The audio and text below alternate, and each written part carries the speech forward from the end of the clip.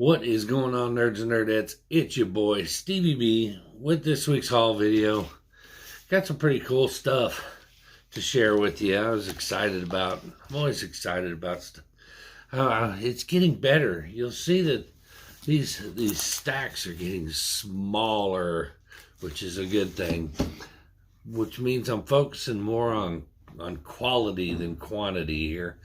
Trying to get some better books to bolster the collection, and because looking back on some of the stuff that I've bought, and it's just kind of, wow, how much of this stuff am I actually going to keep? And the answer is not a lot of it. I mean, I think I've got my collection narrowed down to keeper books, down to like 6 short boxes out of 2, 4, 6, 8, 10, 12, 15. So out of 21 short boxes that I got back here, I think 6 of them are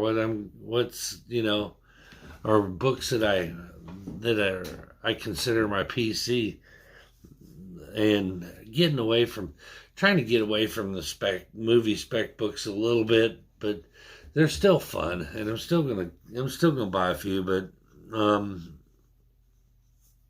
not so much the variants and stuff like that. But anyway, let's see what's in the news today. Man, Kevin Conroy, what a blow! That one hits right in the feels.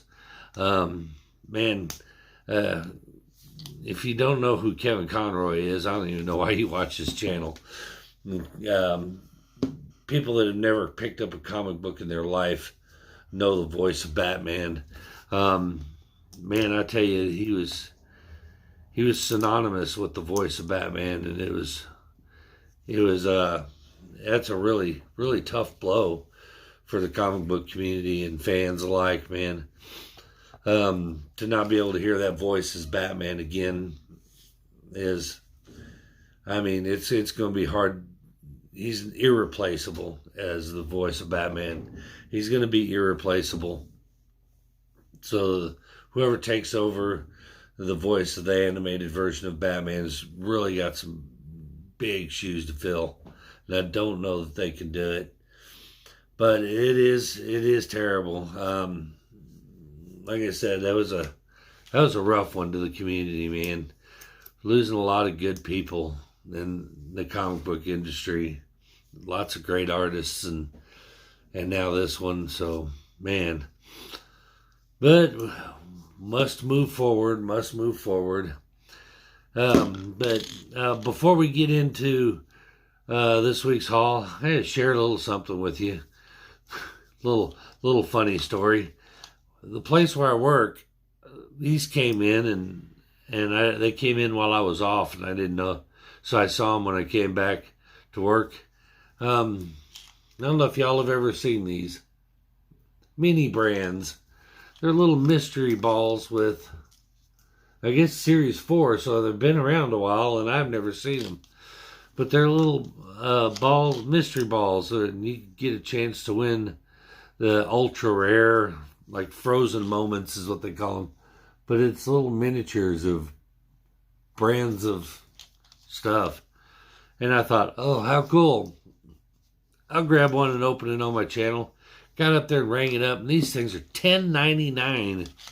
$10.99. So this is the one and only one of these you'll see on the channel. $10.99. I was like, oh my God, for a little miniature version of... That is crazy. Now we get the mitigated task of figuring out how to open this thing. Holy crap, how do you open this thing? It doesn't just pop down the center. Okay, there's a little rubber stopper there. I don't think that's supposed to be how you open it. But it is damn.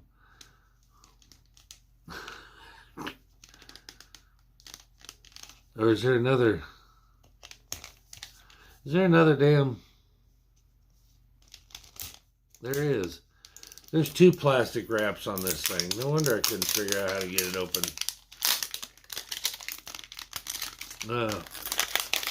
Alright. Oh, and then when you pull this apart, the whole thing comes apart like an orange.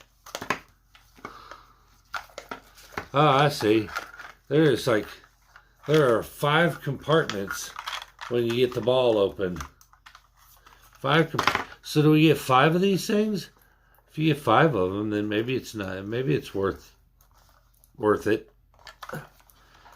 They sure make it hard to get into. Man, all right.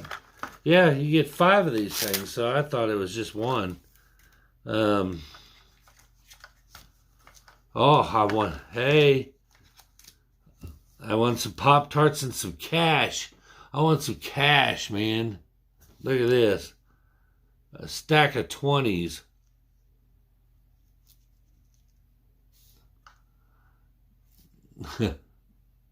Oops, get in there. There we go. All right, so cool. Comes with a little checklist. I say little, good Lord. Apparently there's a million of these things. There we go. Comes with a checklist of things you can try to collect them all. As I said, for $11, you're probably going to see this one, and that's it. And I didn't realize there was 5 of them. I thought this would be a pretty quick video. Oh, we got some Fruit Loops.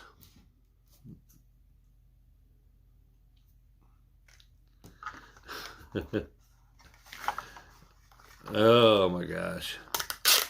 The impulse buys. A little bit of Sunny D.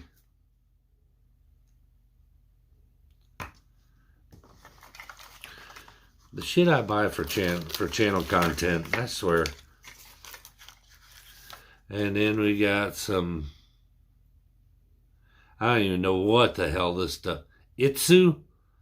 Poison duck? Never heard of it. Never heard of it. So I'm guessing the one with the little cash in it, is that a special one or something? Is that a ultra rare one? And last but not least, oh nice, some Revlon makeup stuff. Well, I don't know what the hell that is. But I got a little stack of cash. And let's see if there's a... Let's see. Oh, yeah, well, there's some... They've got it on here. A stack of 20s is, yeah, on here. I don't understand it. I guess it's just mini stuff. I'm looking for the Pop-Tarts. There's Pop-Tarts. Number 39. Okay, so the Pop-Tarts aren't anything special. I guess you get a stack of cash and at least one of them or so. I don't know. But one thing's for sure, putting this ball back together is probably not the easiest task in the world. I'm not gonna mess with it. You can come here to look at miniatures of Pop-Tarts. And so, kind of fun, goofy. But for $11, not my thing. Comic books, that's what you came here to see. Let's get into it. First up, my Midtown stuff. Same shit everybody's getting, but maybe not. First up, The Flash, Fastest Man Alive. Again, despite of Ezra Miller being a toolbox, I'm still looking forward to the Flash movie, just for the implications of it. And this is kind of serves as a little prequel, so been picking that up. Out of the way. And finally, another issue of Last House on the Lake, number 11. I don't know how many they're going to go on this, but Lord have mercy, they have strung that thing out for years. And of course, a new title with my boy Sabretooth. one of my Grail comics that I just can't quite get there on. First is Iron Fist 14, which is the first appearance of Sabretooth. A little pricey, but I love this character. I'm probably going to get anything that comes out. But here's the thing, though. You got to watch this. Marvel has a tendency to start pushing characters when there's some plans. So this is the second little mini series from Sabretooth, back to back. And so maybe they have big plans for some Sabretooth. Maybe he's making that appearance in that MCU that we've been waiting on. And Spider-Man number 2, part 2 of the end of the Spider-Verse storyline. Been picking those up. And I'm digging these. And when you can't, because I don't have an extra, million laying around. So the next best thing, get them facsimiles. First appearance of Robin. So I was happy to get it. Detective 38. I'm happy to pick up these facsimiles for these big books like that. Because, like I said, I'll never own one. So that's the closest I'm ever going to get. And Venom, number 13. Little Venom versus Venom. Eddie Brock versus Dylan on the front, I believe. So, ta-da. And this series I'm loving. If you're not reading this, Lady Hell. This is number 3 in the series. It's a great series. I'm really loving this. Of course, Lady Hell is the personification of death. Basically, she takes on Purgatory, and Purgatory kicks her ass and boots her off her throne. So now she's limited, her powers are limited. She's trying to reclaim her throne, and man, it's good. It's really good. And this, I'm not sure what I think about this yet, but the New Golden Age number 1 takes place between the years 1940 and 3022 or something. Basically, some future superheroes stumble across the old JSA headquarters, and they're learning some of the old secrets behind the old JSA and stuff. But it's another kind of a direct result of the Flashpoint stuff, but who knows? We'll see. And here we go. Yes, I did, and no, I don't care. I went in on them because I love it. The Death of Superman 30th anniversary. This die-cut Matina cover. I'm not going to open it and show you the cover inside the die-cut. This is all die-cut out right here. And there's a reason I'm not going to show you, but you'll see. But is it a money grab? Absolutely. Do I care? Not a bit. First appearance of a new character, Doombreaker. Is it a flash in the pan, not going to amount to anything? Probably. Do I care? Not really. Death of Superman, of course, the original. It's what got me into comics. So celebrate the 30th anniversary. I jumped on board. I got multiple covers of the ones I liked.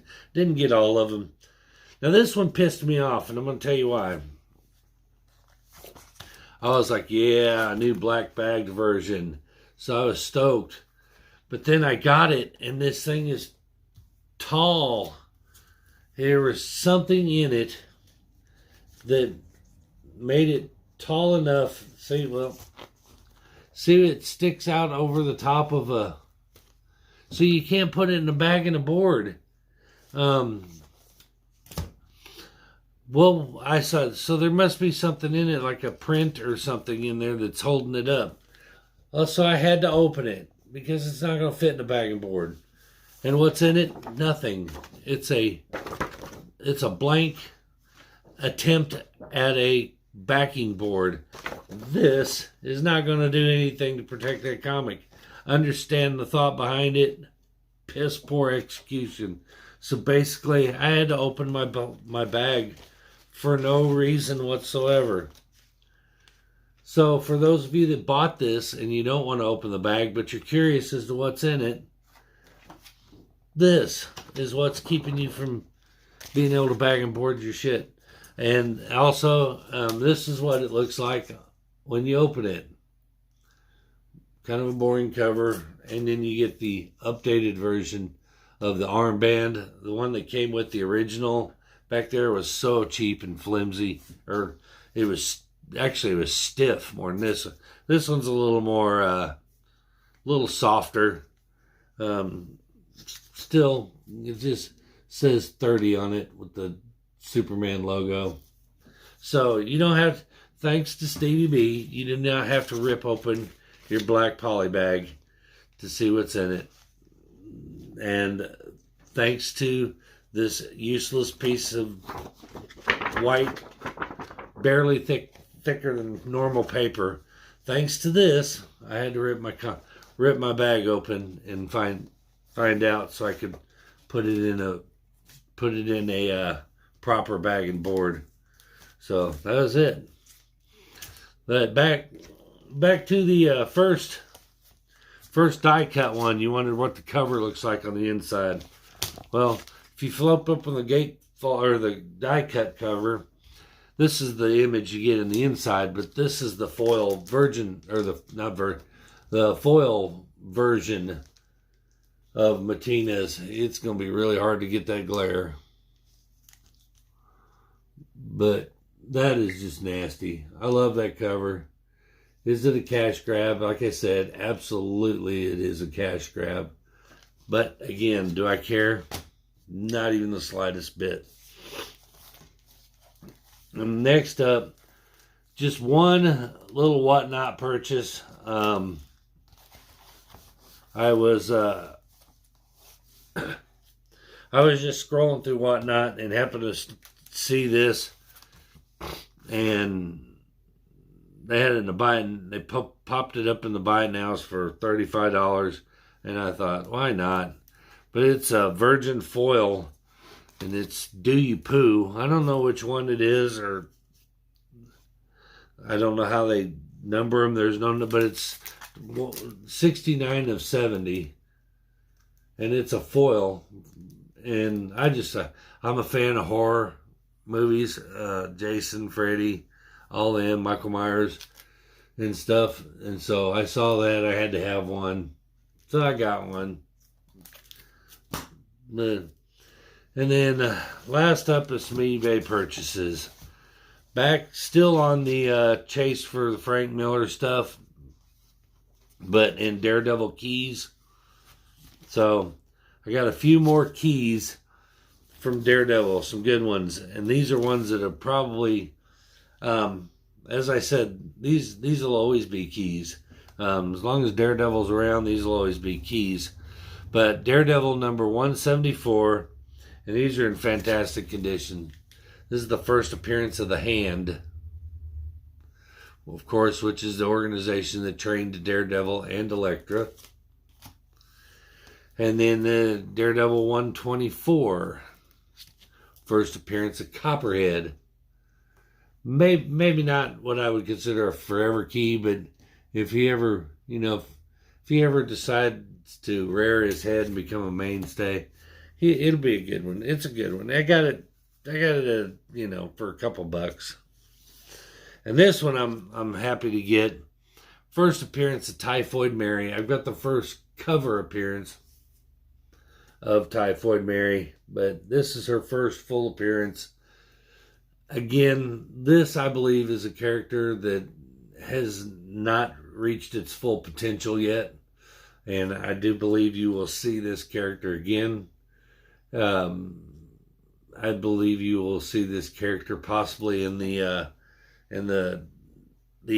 Daredevil reboot TV show, Reborn, I guess Daredevil Reborn. I think you'll see this character at some point. Good key. Last but not least, just a little something fun that I picked up that reminded me of my 90s. When I remember when this came out. Didn't have it. It's like a 3-page little pamphlet, but it was Death Talks About Life, and it was like a PSA. Basically, she's saying on the cover, it said on the pages inside, you'll find information, pretty important information about sex, mostly. It's perfectly possible that you might not be interested in this. It's every bit as possible that you suspect you'll be offended by any mention that human beings have any things under their clothes, let alone that they do anything interesting with them. And it says, if you suspect you're going to be one of those people, there's an easy solution to this. Don't read it. Wow, even back in the 90s. Said, just don't read it. After all, the most it could do for you is save your life. But basically, she talks about safe sex. It's a AIDS awareness, talking about protection. Shows her putting a banana on a condom, and it does it in a very suggestive way where you don't realize it's a banana she's putting it on until a few panels later. But it's a neat little collector thing, an oddity that I like to call, that I'll hold on to. Still trying to pull the trigger on Death, the High Cost of Living. It was probably one of my favorite storylines that ever came out of the Sandman, Neil Gaiman, and all that. So I've got them saved, and they're not that expensive. And why I don't pull the trigger on them, I don't know. It's because I keep running into other books that I want more. So I haven't pulled the trigger on it. But I will. Rest assured, I will. Anyway, that's the haul for this week, man. Before you go, if you wouldn't mind, do all those YouTube things we'd love for you to do. Like, subscribe, comment, share. But that's going to do it for this week. We will see you guys next week. Peace.